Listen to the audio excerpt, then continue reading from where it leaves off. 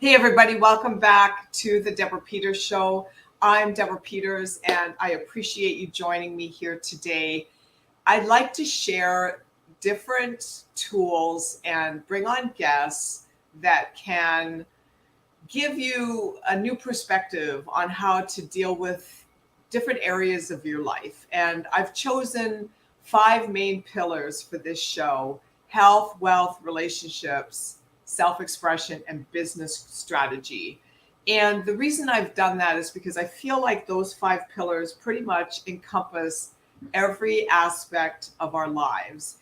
And when we can understand, gain clarity, and create the environment in each one of those pillars that we're seeking, and we kind of pull it together, it's like a perfect storm.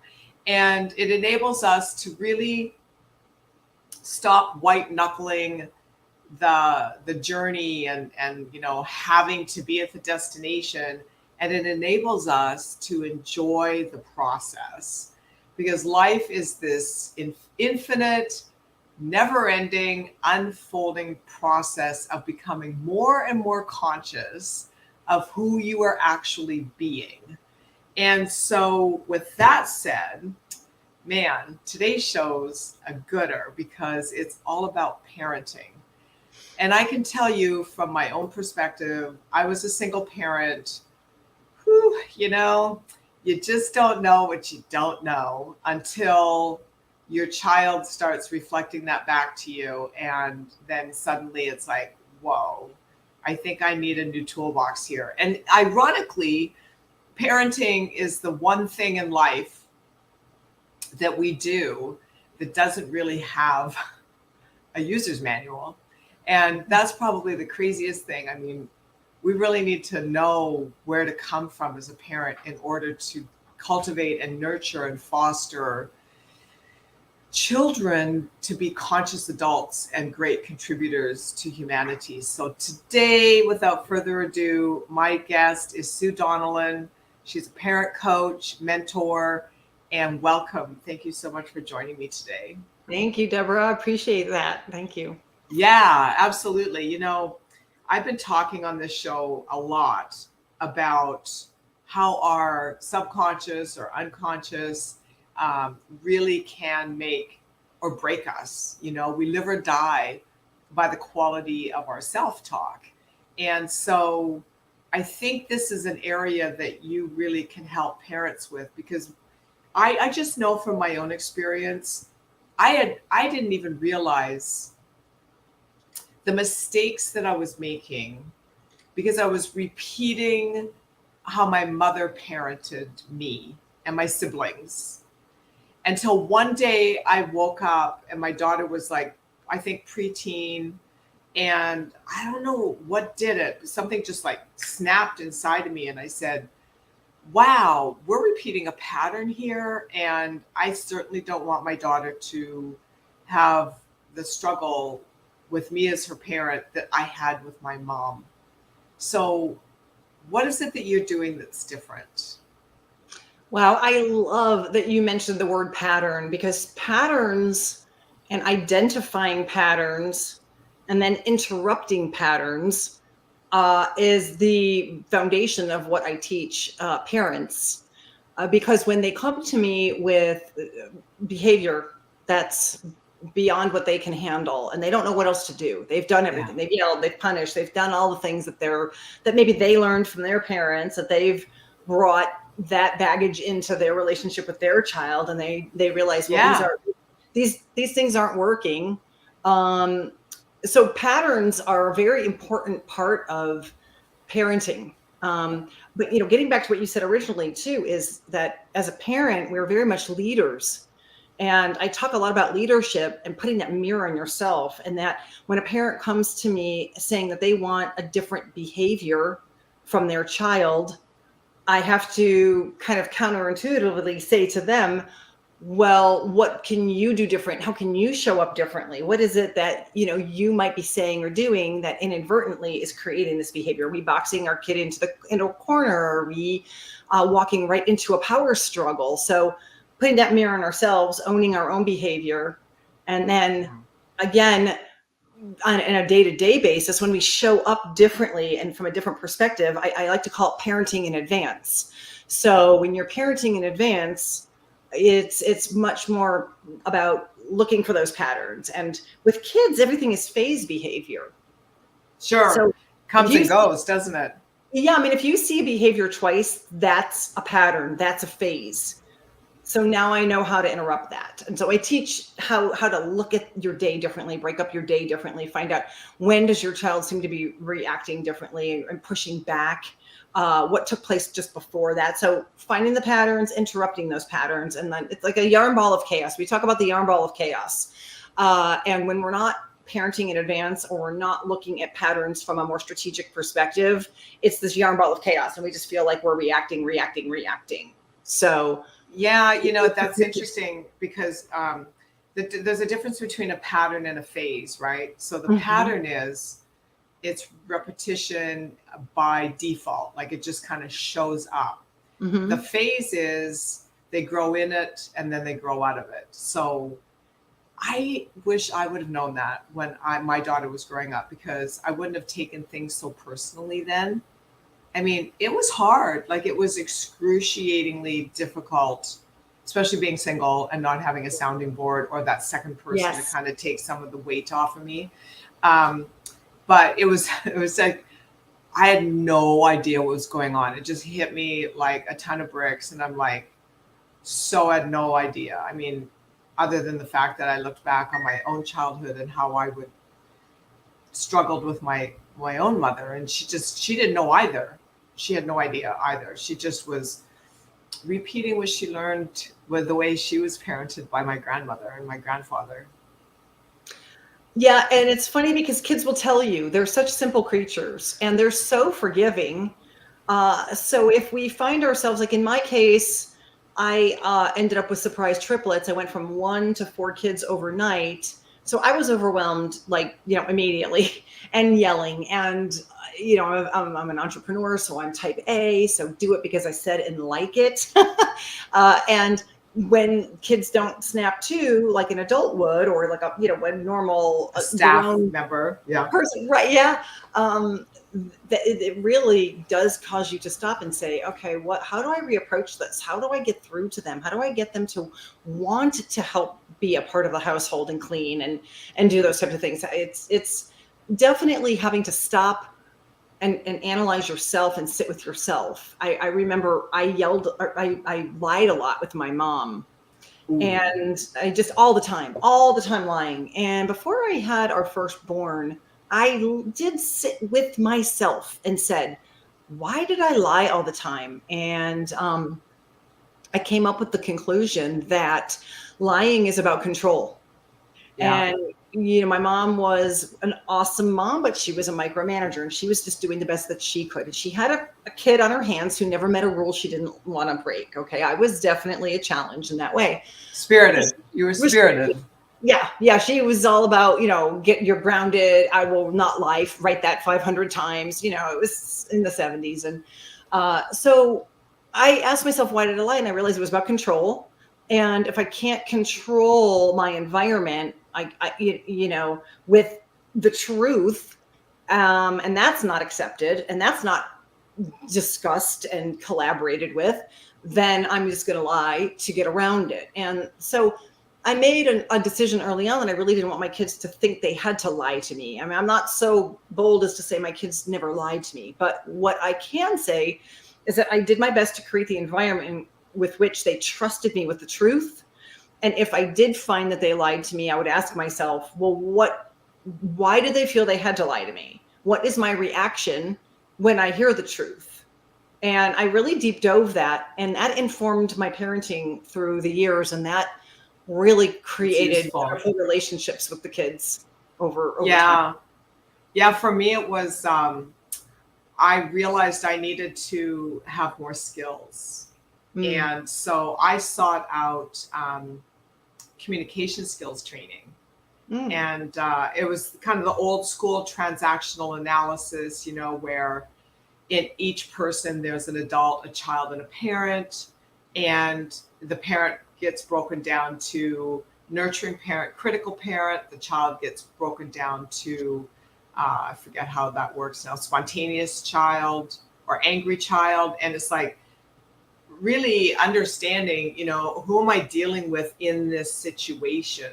Because that can change from moment to moment, particularly when you add hormones into the mix, Oh, teenage yeah. hormones, right? And frankly, it really was probably what the impetus for becoming a coach, because I thought, I grew up in a really like an abusive, dysfunctionally alcoholic, crazy household. And there was just no sort of safe place to go where there wasn't something crazy going on. And so having that opportunity to understand human behavior and become an expert in human engineering, and then turning that into a business and working with CEOs has been an incredible, invaluable journey. It gave me the opportunity to unpack some of my own childhood programming, that 0 to 7 sort of space of you just accept whatever's coming at you as being some kind of authority, and then later you have to like unwind that and realize that was just somebody doing the best they could with the resources they had, and they weren't necessarily right. Right. And it takes a long time to grow up and see your parents as flawed and human. And by the time you go through the teenagers, which are such judgy years, and then we judge Yeah, them. Then we kind of come into our own and we realize with grace and forgiveness that they were doing the best they could. they're people too. And yes, and we see them as flawed humans, just like we all are, and not our parent, like you said, an authority figure. And this is why, I see a lot of this with kids now looking for leadership, looking for parents that aren't for sale, that they stand for something and they stand behind something and they show that leadership to their kids. They're constantly watching us and assessing our decisions and matching our words with our actions. And if we're not consistent in that, our kids are going to call us out. And 100%. yeah, yeah. And it makes, and then the behavior will spiral as well. So they'll call us out. Yeah, parenting is a big personal growth class. It's just like entrepreneurship, your stuff is in your face all the time. And Yeah. we can either blame it on the kid, or we can say, wait a minute, what am I projecting here? Yeah, exactly. We have to be able to ask ourselves how we're showing up. And like it was easy with when I was yelling, my older son just looked at me and glazed over. His eyes were just Yeah, literally absent. gone. It's gone. Wow, I really need to pay attention to that. What am I, what am I doing? This isn't working. And it's, if you admit that, then you're not going to keep punishing the child and keep, finding fault with them. Another method that I teach is that children are adults in training. And when you start to kind of flip the switch that they're adults in training, we lose some of our expectations of them in that moment and realize that did we take time for training? Did Right. we teach them and train them? And are we role modeling? And where, what are they seeing from us? So that's important. And you're right, parenting will teach you that. And I think parenting made me a much better business person, much better leader. Yeah, me too. I mean, once you get past the triggers, then you don't take things personally, and you can see that the dynamic that's going on is information. I have this saying in my coaching practice: what a person says and what a person does is information about them. Mm-hmm. If what they say and what they do pushes your buttons, then that's information about you. I like And that. so, yeah, so, it's, I try to keep that on the top of my mind when I'm dealing with clients that are having a rough go, and realize, this is just a projection. They're really triggered by something else. It's not about me. And so if it's pushing my buttons, then I'm like, okay, I have a little bit of self growth work to do on myself, after this session. And it turns into a blessing. It turns into an opportunity, really. Mm-hmm. that, and again, that's where we get that training ground from our kids. Yeah. That's it, and it doesn't mean that if you're not a parent, that you're not going to be a good leader. But I'm just saying it did sort of enhance my business approach, and Yeah. it did make me more forgiving, and it made me more understanding, and it made me more humble, More and grace, right? yeah, more aware of how I was talking, and of how other people might be responding to my words and to my actions. And your energy, Hmm. it's like, what's the energy that you're projecting, even if, to make sure that the words match and there's an authenticity there. Like, I'm really feeling X, and my words are um, explaining this X that I'm feeling, instead of, I'm really angry at you right now, but I'm saying words that don't represent that anger. It's like they can feel the incongruities, and that's where you lose their trust. Exactly. Building trust is one of the most important things that you can do with a child, and relationship building is really, it's all intertwined. But building relationships and being there for, and some parents think that that's this awesome task. Honestly, and I'm not minimizing here, but 5 uninterrupted minutes with a child every day is sometimes all it takes. Right. I mean, they don't believe me, but ask yourself, how many times are you spending even 5 uninterrupted moments listening and, coaxing their goals and their fantasies and their dreams out of them? How, we usually, we're just like, we're spending time, we're reading. Like, I used to think, well, I was have to sit and have to get through the reading with, 4 kids, and we're sitting, well, I'm with them for 10, 15 minutes, but that's not No. uninterrupted time looking in the eye and asking about them and how was their day and how did they feel about that and what would you have done different, and like those types of things. 5 minutes is all it needs to build that trust and to build that relationship. Well, I would say this to that.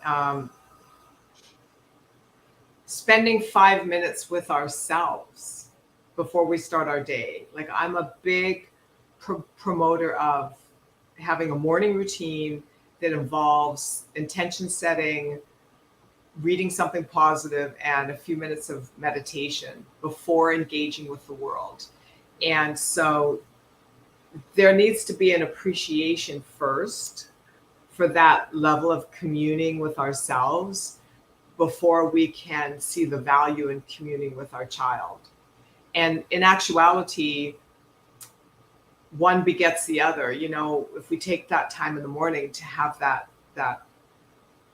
alignment time, then our child or our children will see that, and it will they will cultivate that good practice too, because it just builds, you build yourself up when you take that time with yourself, and it becomes a wonderful resource throughout the day when the world comes along and tries to knock you sideways. So instead of reacting to things, then we can just kind of go, what was my intention for the day? Oh yeah. So if we can do that as a parent, I believe, not if, when we start that practice as a parent, then I believe that starts to present itself in our relationship with our children. I 100% agree. And again, getting back to, just the timing, people think I don't have 30 minutes to meditate. Honestly, it's a muscle. So our brain is a muscle that if we train it, the first few times you do meditate, it might take you time to stop the brain from just firing. But the more you do that, the more I find that when I'll sit, I can snap it there. It's a muscle. Yeah. It's a muscle memory. So you don't need to take a ton of time. You don't have to get up at 5 in the morning, to take these No. arguments for yourself. But when you do, and I know for myself, there are days I'm busy that I don't meditate, but I know that my day is a little bit more frenetic when I don't than Right. when I do. I am so much more laid back. I take things as they come in a much more calm manner than when I don't meditate. And There's a even flow to it. few moments. Yeah. Yeah. Yeah. I feel more in control. Well, we're still living in a society that celebrates overachieving from the efforting standpoint, and it still celebrates the martyr syndrome of look at what I've given up to create this success. And nothing, it's man, that's a paradigm that has hijacked society for centuries, that has really kept people from their own divinity, which is another conversation. But as a parent, when you can fine tune that with yourself, you really give your children an arsenal of healthy tools that they can manage themselves. And I want to go down this path because it's on everybody's minds and it's in the news everywhere. So we've got a lot happening with youth in this world. I hear from clients every day complaints about young people today, and they don't want to work and they can't find anyone that's dedicated. And then I see all sorts of things in the news about mass shooting. I can only deduce this back to how we've parented. Because if we've parented from a place of unconsciousness, where we are not even remotely aware of what we're projecting from ourselves, or are we projecting fear? Are we projecting judgment? Are we projecting right and wrong? Like you're right if you do it my way and you're wrong if you don't. And therefore there's a level of condemnation. Like as a parent, because I know I did it. I didn't know I was doing it, but I was doing it really heavy duty. I was just like, almost like I was channeling generational curses, of this hideous way of bringing children up in the world and the wrongness of them and how bad they are. It was just by default. But I didn't believe it in my heart, because I was so broken from that being done to me. Yet I clawed and struggled and worked and found my way out of it by taking classes in communication skills and understanding how the subconscious mind works and drives our life experiences. But when we have dual parents working and nobody's home and everybody's on the move, and there's just this colossal disconnect between we're fostering the brilliance of this future adult, and we're so checked out as a parent because we're so overwhelmed. And I'm not blaming anybody, but look at what's going on in the world with kids. I mean, what's up? I've said that for a long time, that parenting, even when our kids, 15 years ago, I felt that, again, leadership, parents are not providing the leadership, having kids feel, a sense of conscience. Yes. And I think there's been a breakdown across the board, and we're not going to just, attack parents. This is not about that. Sure. Because we are all doing the best that we can, but also, when did the restrictions on what was seen on TV all of a sudden disappear? When we've hired and appointed people in certain positions to safeguard our movies. I mean, back, when I was growing up, in an R-rated movie or, a PG, there was a PG something else, like in between. When did the people that we hired and voted for and, that put in place to make these decisions to safeguard us, when they say it takes a village, right? Where's the village fall down? Because parenting right now, I mean, yes, parents need to show up a little bit better. We do need to provide leadership. We do need to meet our children's emotional needs in a better way. However, when they're going to school, when they're watching shows, when we turn on the TV, when the phone, why are we not using common sense and filtering what is in their hand? If we're giving our child a phone for safety to call mom and dad, but at 10 they're able to access porn. Right.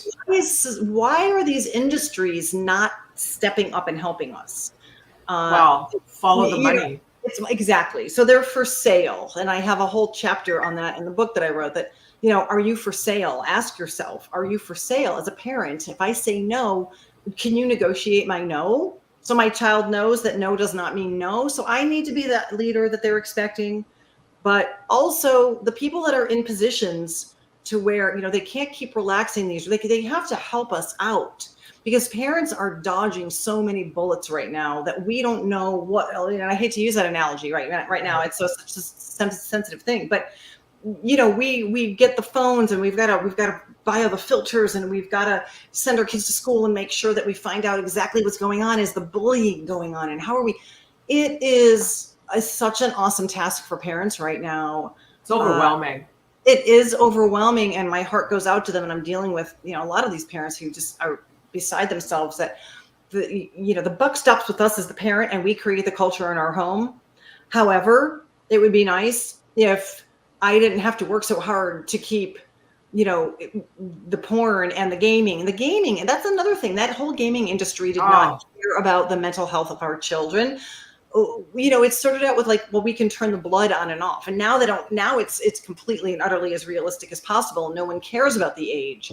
So I feel like it's not just the parents, but it's society as a whole. There are decisions being made and things not being supported on behalf of our children and the mental health of our children. It's not just the parents. It's not just that it's not supported, Sue. It's that, and I believe there's an agenda against it. Mm-hmm. There's a full-on agenda to sexualize our little toddlers and to turn our children against each other and to create separation.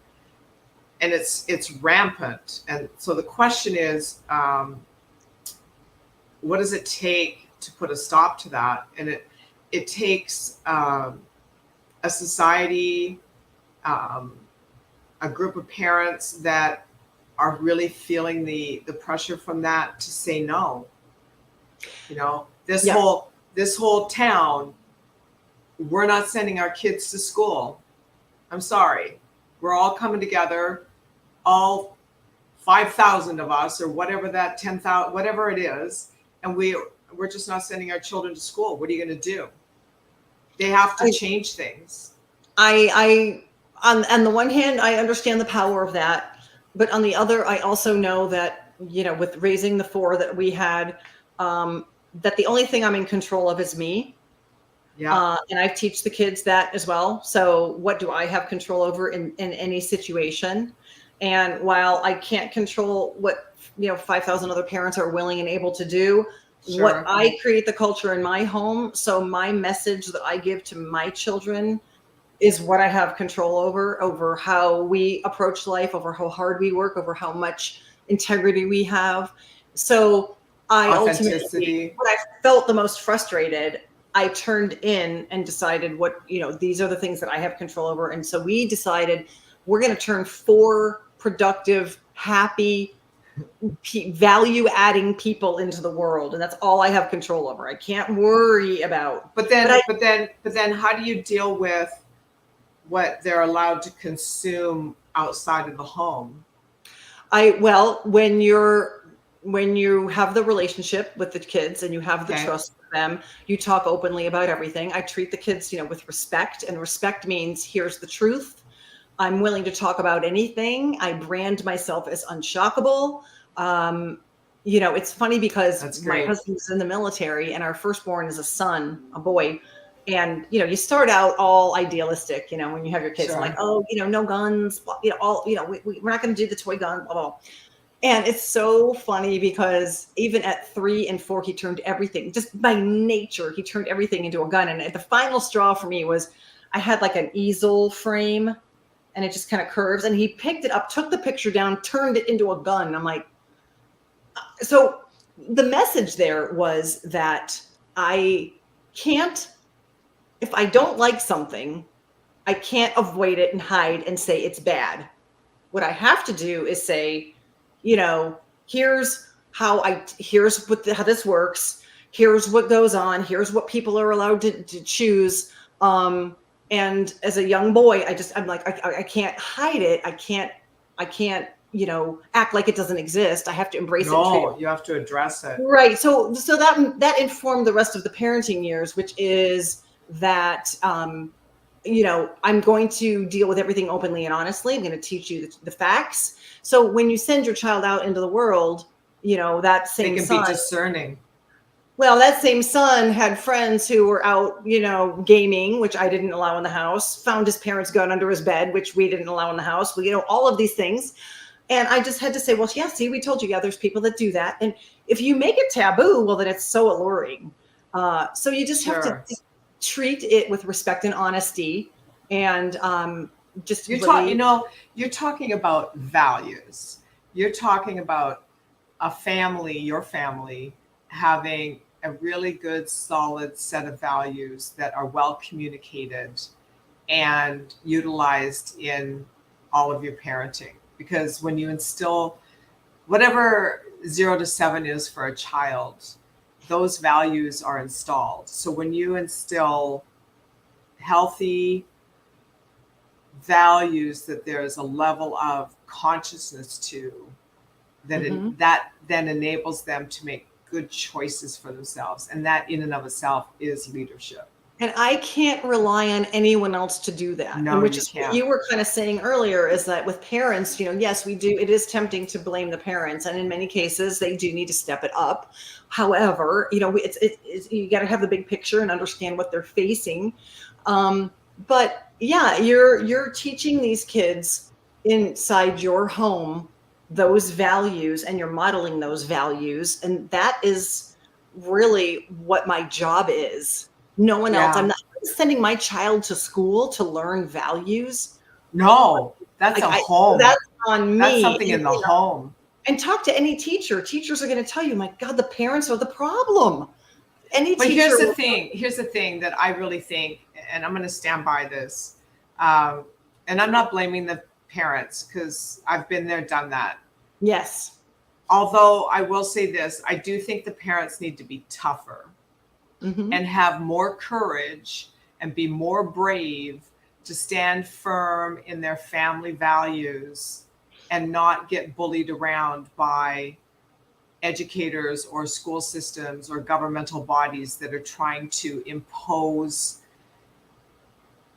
teachings that are destructive to the human psyche of that child. I really do. I think we need to be tougher. Whatever it is that you believe that you want to have, like that culture of your home, when you stand for something and when you feel a certain way, that is your ability to teach that child and to have that home. And you're right. When you send your child out, we know who we are, we know what we stand for. And we've sent 4 kids to college, and they're the same in the way that they were thinking before they even, left the house. Like, they know where they stand and they know where they're adding value. And they were trained and taught and raised that way. Like, what gets you out of bed in the morning? Where's your passion, and where are you adding value? And I think one of the things that kids, we can talk about mental health issues, but one of the best ways to deal with mental health is to give back and volunteer, because then you start feeling better about yourself. So why not raise our kids early to find their passion and ask, what makes you happy and how are you going to benefit others? Where will you add value? And as a result, all 4 of the kids have found their purpose, and they're out discovering what their degree is going to be in and where they're going to add value. Not pressure, like, I want you to do this for a living or that. No, right. That's so old paradigm anyway. Yeah, we didn't apply any judgment, and you don't even have to go to college if that's not for you. My point is, what makes you get out of bed in the morning and be happy to show up somewhere and know that you're going to leave it a better place? And I think if we tried to instill that into our kids a little bit more, as to where you, instead of just, you're right. But here's the thing, is that a lot of parents, I'm not saying all of them, but I've been coaching for 20 some years, and a lot of parents don't even know what gets them out of bed in the morning. Yeah. with their relationship with themselves, right? It's like Mhm. they're so caught up in the material demands of their lives and keeping up with the financial burn that they go through every month to maintain that many are doing jobs that and in careers that they really aren't passionate about anyway. So it's kind of like there's this big disconnect. It's like the blind leading the blind. There's the parent has to. I really believe that world peace starts with um, self peace, self love, and and giving our children a really good solid start in life comes from personal growth work. Yeah. Oh my gosh. I mean, that whole first part of my book is like change yourself and your child changes, because when everybody comes to me and says that they want the behavior to change in their child, I'm like, I know. well, what do we do in here? What do we do? How, if you want something to change, you have to approach it differently. So let's talk about how that looks. Let's talk about what we can do to get different behavior, to get a different result. Isn't that the definition of insanity? Continuing to do the same Yeah. thing over and over, right? And getting the same result. Like, we have to sit down and understand that, the one thing, the counterintuitive aspect of parenting is that we are told that when we're getting bad behavior, we have to change the child.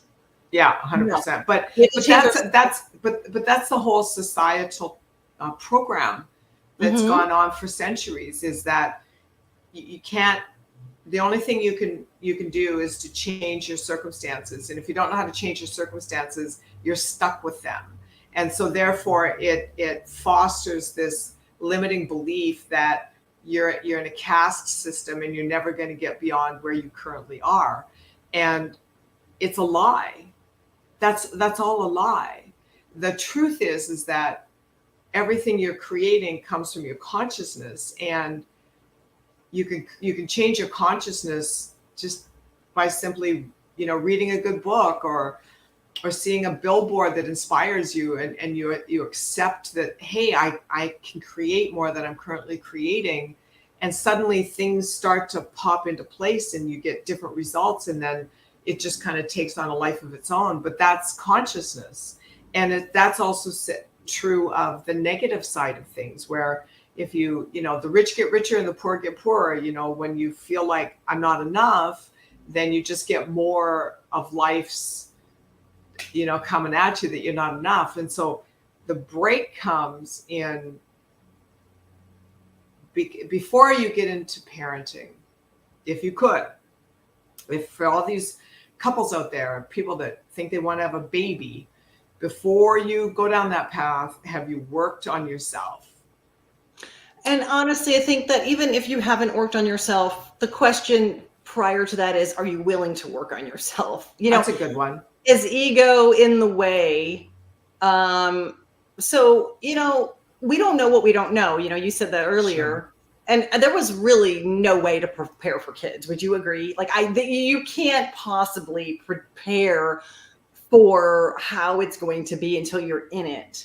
And so therefore, I think, are you willing to change and adapt and learn from your kids? Do you agree that you can learn from your kids? See it as a growth process. Yeah. I mean, it's just like in your business, you could complain about the economy, or you could see it as a growth process. Where's your business leading you to that it wants to grow in? And children are the same. They're in our face with this like authenticity. They're just wide open, and they come from a place of love and truth. And the only reason they forget that is because we program it out of them with our own repeated falsities from some other outmoded paradigm. I mean, it's just one of the things that crazy. that I taught the kids. I read a book years ago. It was written in the 1960s, and it's called Your Greatest Power. And your greatest power is the whole book. You read half the book before they tantalize and find, of course they do. What is the power? What is the power? Right? It is this thin little book, and the greatest power is your ability to choose. Yeah. And I it's just, my gosh, I read that after college, way before kids, and I remembered that. And I did make sure that I taught the kids that, you always have a choice, and ask yourself, what are my choices, and what am I able to do? What do I have control over, and what am I, because your ability to choose, the Yeah. way that you perceive something, the way that what decisions Yes. you made, your ability, if you want to apologize for something that you said or did, and you think, I talk about guilt is a wasted emotion. There's never any need for guilt. You either apologize or you explain what you meant, and then you let it go. Like, guilt in parenting is stifling so many Oh. parents. And And it does, actually, guilt isn't even a real emotion. It's a it's not. byproduct. Yeah. Yeah, yeah, Yeah. It's a right. byproduct. Yeah. Well, this is fascinating. One last hard question, and then I want you to give your information for people. Um, what would you say to parents, people with the opinion that young people today are lazy and unreliable? And I mean, what would you say to that when they come with that narrative? I personally believe that I don't think they're lazy. I think they need to be shown respect in terms of that they are believed in, and that someone gives them a chance and they believe in them. You talked about programming. I mean, programming is very, very important. That if I think all our kids have value, I think that maybe they just weren't shown that value in their home life. you Yeah, know in I their they agree. may not have no one may have invested in them. I talk about investing in our kids, investing emotionally, financially, all of those things. We need to be there. I went to bed exhausted every night because I gave to 4 individual people to Yeah, make them better people, and that was an unselfish thing for me to do. So I would say, as parents, let's be a lot more unselfish in what we give to our kids, so that we can help them build a foundation. But I don't look at any kids today as being lazy. I think that they're in need of being told that they are believed in, that they can add value, and maybe winding them up and putting them in the direction of where they think they can add that value. And let these kids, if someone says they don't believe in children, then that just means, or that they think that the generation is lazy, or they're making broad generalizations about these kids. How about we start adding, some positive things to their narrative, and start telling them yeah, that they can show up and be happy, and they can make choices where they can show up to a job that they love. Everything's a choice. So I everything's don't a I don't choice. I don't ever like blanket statements like that, I even though know. That's why I ran it by you. I hear yeah. it a lot. I met this lady in a store, and she made a comment to somebody in line ahead of me that her son is 17 and he wants a summer job at a construction company so he can learn the trade. And I spoke up and I said, I can give you my sorry, my phone keeps ringing and I thought I shut it off. It's okay. I have my lawn mowing neighbor in the back, so No, it's all good. crazy. I spoke up and I said, I have one of my clients is a construction company. I'd be happy to make an introduction, have him text me. And I gave him my number. And so we've been texting back and forth. He's a senior in high school, and I've been kind of coaching him on how to put together some sort of a resume slash offer letter that I can give to my client. And it's interesting because as I'm sort of mentoring him through this process, I mean, there's stuff that I'm getting him to think about that he didn't think was even valuable. He's like, well, I'm just a kid in school, and I'm like, no, you're not just anything. You Yeah. have experience. Tell me about your experiences. Are you in a sports team? Or, what are your grades like? What's your most interesting subject at school and why? Give me some meat here to who you are, so that I can help you present it. And it's just interesting. We're going back and Well, they forth. just need someone to ask them, and to show, and to believe in them, and to, Yeah, you know, point them in the right direction like that. So I feel bad for kids that don't feel that or don't have that, but Yeah. any chance I get, I do that for a child, just like you're doing for him. I think that's wonderful. And It's now cool. they just need to be given a chance. That's true. Yeah. So this has been amazing. I'm sorry we've run out of time. Thank you. Yeah. Tell us about your book and how can people find you?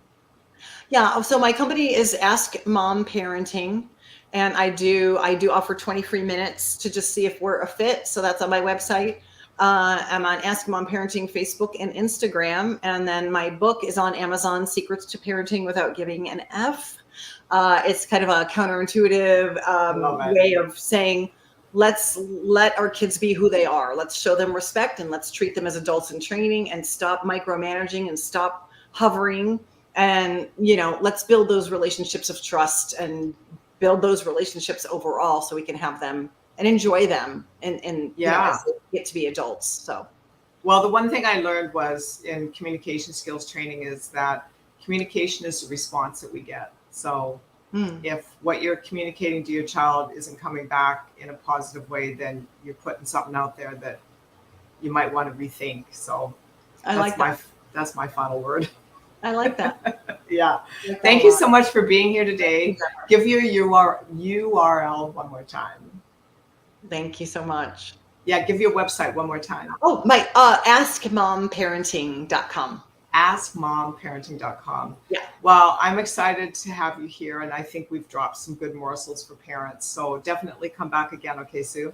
I appreciate it. Thank you so much. You're so welcome. Thanks. All right, everybody. Thank you so much for joining us today. Make sure you hit up Sue if you've got any parenting questions, anybody in your family that is a mom, a dad, reach out to her, and she's a wealth of information. And remember to subscribe and to like and drop a comment. Let me know what topics you'd like me to cover within those 5 pillars. And my leadership and management retreat is coming up in Savannah this Thursday on the 11th of May. And then the next one in Newport Beach, California is on June 22nd. So I look forward to seeing you there. You guys have a great week. Lots of love. Mwah.